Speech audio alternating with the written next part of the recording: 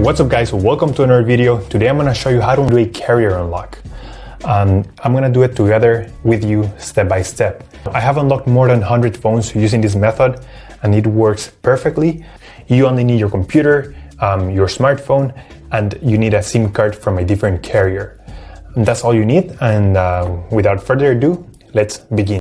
So to start, we're going to get the phone's IMEI number. That's a unique number for every phone. So to get it, simply dial *#06#. As you will see, your 15-digit IMEI number will appear in the screen of your phone. This number is very important. It represents the ID of your phone, and keep it somewhere close because we're going to use it in a few seconds to unlock this phone. Okay, now we're going to switch to the computer. We're going to use this website to request the unlock code to unlock this phone. So first you need to fill in the information about the phone you want to unlock in this form. Processing times may always vary, so be very patient. It may be very fast sometimes, but sometimes it may also take a little bit longer, so just keep that in mind.